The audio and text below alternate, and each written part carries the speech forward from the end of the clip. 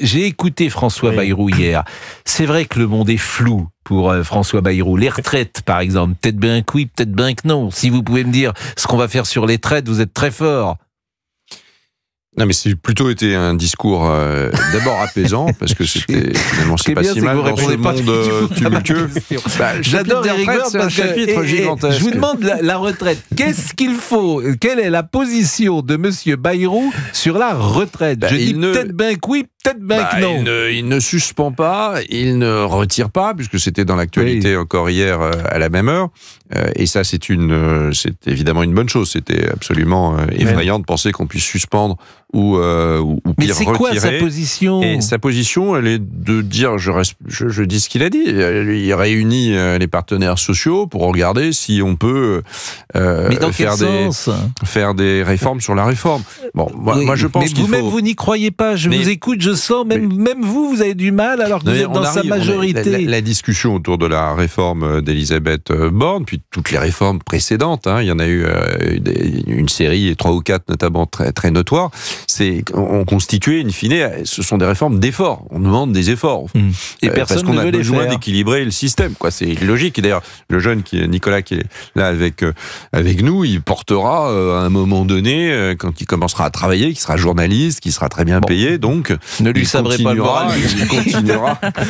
Il a 14 ans, le pauvre. Il a 14 ans, ne lui sabrez pas le moral. Ouais, mais ça va arriver vite. Il va commencer à payer des cotisations sociales qui paieront les retraites de ceux qui sont à la retraite. Donc tout ça doit être équilibré pour des raisons de justice entre les générations. Mais pourquoi il ne le dit pas à ce moment-là ? Le Premier ministre, il a raison d'indiquer que les partenaires sociaux doivent rediscuter s'il y a des sujets qui vont pas. Mais il faut toujours être sur quoi? Il y a pas. Vous savez très bien que tout ça est une impasse. Je considère qu'ils ont été bien traités. Bon, alors... le traité, la pénibilité, les carrières longues, tous ces sujets qui reviennent régulièrement, les carrières hachées, enfin tout ça revient systématiquement. Donc il dit ça simplement pour gagner du temps et avoir le vote de tout ce que je sais, c'est que ça de peut pas coûter censure. plus cher, quoi. Parce que déjà la réforme d'Elisabeth Borne, elle avait été amputée, enfin son rendement financier avait été amputé par des mesures de justice sociale, donc ça c'est bien, mais elle est allée jusqu'au bout des choses. Donc vous n'êtes pas d'accord avec M. Bayrou? Elle permet d'économiser 15 milliards d'ici 2030.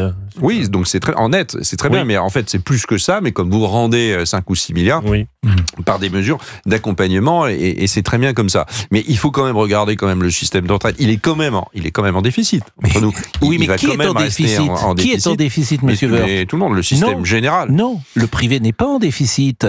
Moi, ce qui me choque, si vous me permettez, c'est que à chaque fois, c'est le privé n'est pas en déficit, et à chaque fois, on ne touche pas aux réformes du public. On ne réforme pas le public. C'est-à-dire que le public, la retraite est calculée sur les 6 derniers mois dans le public. Est réformé, mais ça revient à peu près à la même chose. Les primes n'y sont pas. Enfin, c'est tout. Ah non, ça revient pas à la même chose. Pardonnez-moi, ça revient pas à la même chose. Ça revient à peu près. Sauf qu'ils se font augmenter 6 mois avant, et que vous le savez comme moi, et qu'à l'arrivée, quand tu pars en retraite du public, tu as quasiment la même chose que quand tu étais à peu en près activité. La même chose, l'équivalent entre les recettes du public et les retraites du privé sont à peu près équivalentes.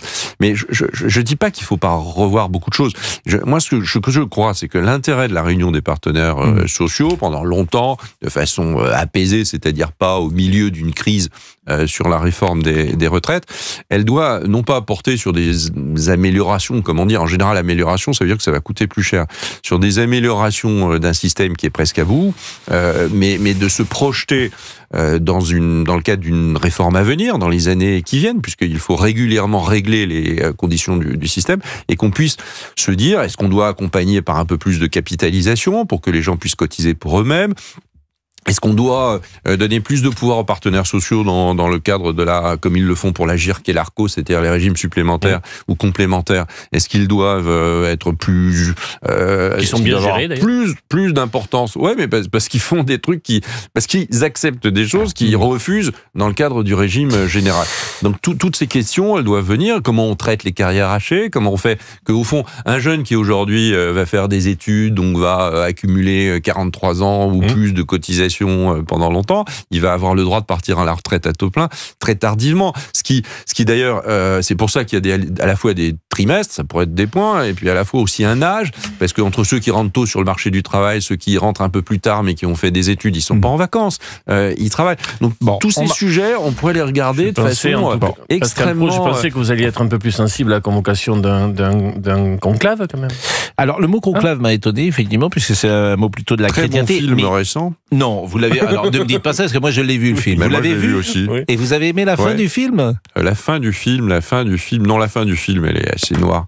Elle est ridicule. Mais le film, moi j'ai trouvé le film formidable parce que on voit comment se passe précisément un conclave et tout ça.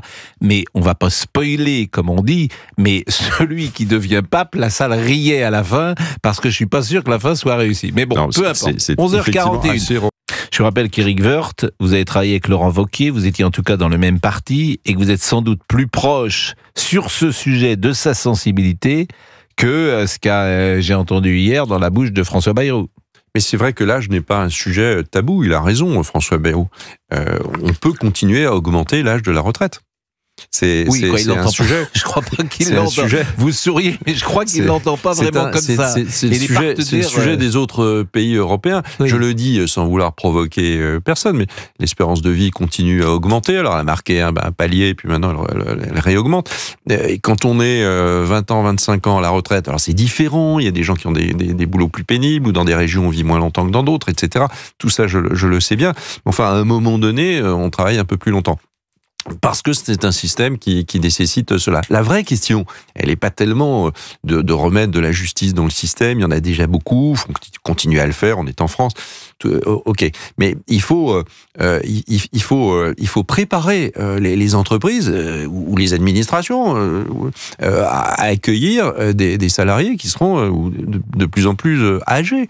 En fait, ils auront une espérance de vie encore très importante à la retraite, évidemment très très importante. Et elle va continuer à augmenter cette espérance de vie à la retraite et en bonne santé. Mais il faut que les entreprises, et c'est probablement ce qui a manqué à la réforme d'Elisabeth Borne, c'est d'avoir ce dialogue avec notamment le patronat, avec les employeurs, pour essayer de regarder comment on adapte les entreprises. Les grandes entreprises, elles s'adaptent, mais tout tissu extraordinaire d'entreprises et de toutes petites entreprises ou de commerce, comment on fait pour adapter des salariés de 58, 59, 60, 62, 64 ans? C'est pas de grand âge quand même. Comment on fait? 64. Comment on fait pour adapter? Non, c'est ce que je crois. Il y a des gens. Il y a encore des gens qui courent sur une civière le matin, qui courent le marathon à cet âge-là sans difficulté. Oui. Et il y a plein de gens qui sont en bonne santé. Puis il y a ceux qui ne sont pas en bonne santé. C'est un autre sujet. Mais on a besoin d'adapter le travail à l'âge et c'est un point fondamental. Des auditeurs vont intervenir. Et l'ambition, c'est-à-dire qu'on doit pouvoir 10 ans avant de prendre sa retraite, on a déjà 55 ans. À certains moments, on considérait qu'on était vieux, qu'on n'a plus d'ambition à avoir et qu'on devait partir en pré-retraite. C'est plus le cas, donc on doit pouvoir encore se construire une carrière à ces âges-là ou être embauché à ces âges-là. Alors ça, dites-le effectivement au patron, parce que c'est un sujet fondamental, le regard que nous avons sur l'âge au travail. Nous sommes d'accord. Il n'y a pas que le regard aussi, il y a des questions financières. C'est-à-dire qu'un salarié de 60, vous ne le payez pas forcément ce que vous payez un gosse de 25. Et les patrons, de temps en temps, préfèrent peut-être payer quelqu'un de 25 ans moins cher que quelqu'un de 60. On ne peut pas généraliser. Christophe, on ne peut pas généraliser, vous avez raison, mais globalement, à grands traits, ce que je dis n'est pas tout à fait faux. C'est pas tout à fait juste non plus. Je vous propose d'écouter Christophe. Christophe, il est chauffeur VTC. Bonjour Christophe, vous avez quel âge ? J'ai 61 ans. Merci de me recevoir, Pascal, et toute votre équipe. Vous avez quelle est votre carrière professionnelle ? Vous êtes aujourd'hui chauffeur VTC. Vous avez toujours été chauffeur ? Non, moi j'ai une carrière décousue. Je m'attends à travailler tard. Je fais attention à moi, justement pour ça. Je suis comédien, je suis DJ, je fais 3 métiers en même temps. Je pense que je suis DJ également. Je fais pas mal de choses. Oui, effectivement. Je pense simplement qu'il faudrait aussi avoir du bon sens et éduquer les gens. Éduquer les gens, il faut travailler plus. Je pense que quel pays aujourd'hui dans le monde travaille 35 heures par semaine, a 5 semaines de congé par an et part à 60 ans. Je pense qu'il faudrait simplement faire comprendre. Et il est vrai que de la retraite, il faudrait peut-être aussi regarder ceux qui ont des travaux pénibles. Il faut simplement avoir du bon sens. Et les gens qui ont des métiers, des maçons, des boulangers, j'ai fait de la boulangerie aussi, croyez-moi, à 60 ans, je n'en ferai pas. Donc il faudrait simplement que nos gouvernements aient du bon sens, éduquent les gens, leur faire comprendre que le mammouth, il faut le dégraisser à un moment donné. Non mais ça existe, les métiers pénibles. J'ai l'impression que les métiers pénibles ont été pris, ce qu'on appelle les carrières longues aussi, parce que quand vous êtes boulanger, vous avez commencé assez jeune. Il me semble que la loi répond à cela. Elle répond en revanche, assez bien, elle ne répond pas, la loi, pour le cadre, celui qui est par exemple cadre dans une collectivité locale. Il me semble que celui-là, il peut travailler jusqu'à 63, 64 ou 65 ans. Voilà, et que ce n'est pas pénible de la même manière. Il me semble, Monsieur Woerth.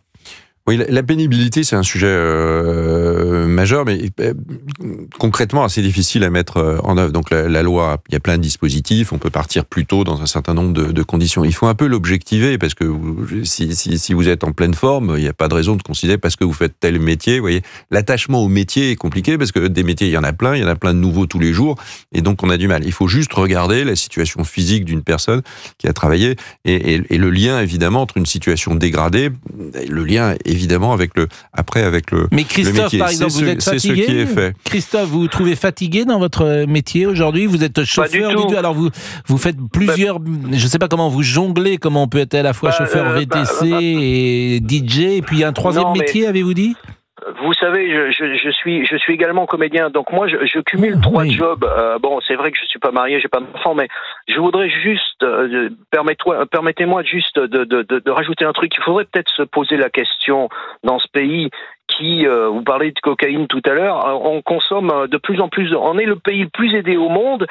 On ne veut pas travailler, et en plus on est le pays le plus déprimé au monde. Il faudrait peut-être aussi regarder, éduquer, faire comprendre. Je sais pas.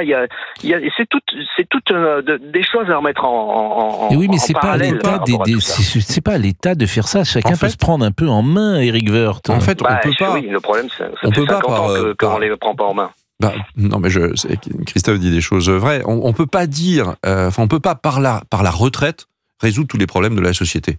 C'est-à-dire que si on décide que la retraite, elle doit réajuster l'injustice des carrières, elle doit changer le mode de la façon dont on regarde le travail, enfin, 1000 choses comme cela, ou régler les problèmes de chômage, on peut pas faire une réforme des retraites tout ce que j'entends parfois autour de moi. Il faut juste avoir un système par répartition qui permette de payer une pension acceptable, qui a un lien fort avec le salaire, la rémunération, et avoir un niveau de vie et pas un appauvrissement des retraités, ce qui pourrait évidemment vite arriver. Vous avez parlé du nombre d'heures. Travailler, c'est vrai, il y a un petit problème de nombre d'heures travaillées en France. Quand vous faites le tour de nombre d'heures réellement travaillées en France et que vous le divisez par le nombre d'habitants, c'est-à-dire du bébé qui naît en ce moment jusqu'au grand vieillard, et vous avez un nombre d'heures qui n'est pas suffisant pour aujourd'hui s'offrir le système social sans endettement. Et ça, il faut rétablir cela. Donc beaucoup disent, il faut augmenter le taux d'emploi, mais une fois qu'on a dit on va augmenter le taux d'emploi, c'est pas le sujet des retraites. Évidemment, ça a un lien, puisque ça permettra de financer plus de retraites. Mais le sujet du taux d'emploi, c'est le sujet de la compétitivité des entreprises, du niveau des charges sociales, du coût du travail, enfin 1000 choses comme celle-là, la capacité à avoir des produits innovants, de se protéger de produits importés à bas prix. Enfin bon, tous ces sujets-là sont sur la table. Et merci de les avoir, c'est très important. Et merci de les avoir évoqués ce matin. Merci beaucoup, Éric Woerth.